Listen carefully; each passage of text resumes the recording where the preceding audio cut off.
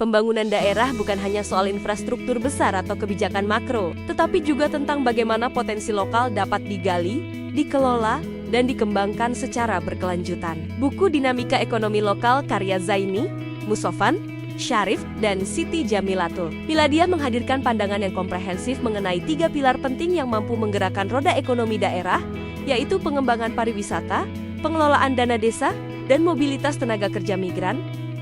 Melalui uraian yang terstruktur dan berbasis penelitian, buku ini memberikan gambaran nyata bagaimana sinergi antara ketiga aspek tersebut dapat mendorong pertumbuhan ekonomi yang berkeadilan dan berkelanjutan.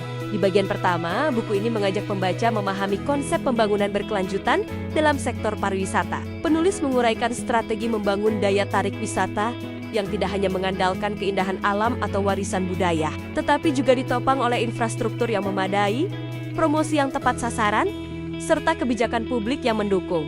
Pembahasan ini menekankan pentingnya keterlibatan masyarakat lokal sebagai pelaku utama sehingga manfaat pariwisata dapat dirasakan langsung oleh komunitas setempat. Dengan pendekatan ini, pengembangan wisata menjadi lebih dari sekadar meningkatkan jumlah kunjungan, tetapi juga menciptakan lapangan kerja, memperkuat identitas budaya, dan menjaga kelestarian lingkungan.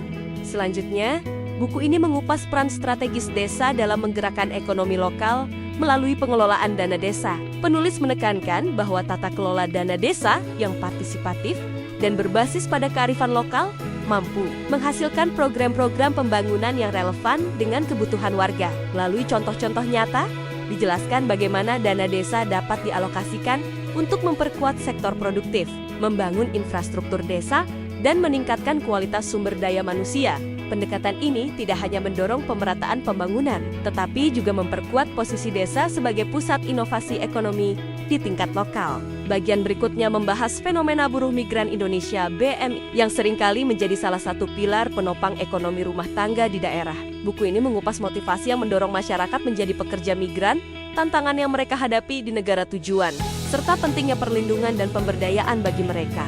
Lebih dari itu, penulis menyoroti kontribusi signifikan remitansi atau kiriman uang dari para pekerja migran yang tidak hanya membantu perekonomian keluarga, tetapi juga memiliki dampak luas terhadap pembangunan desa.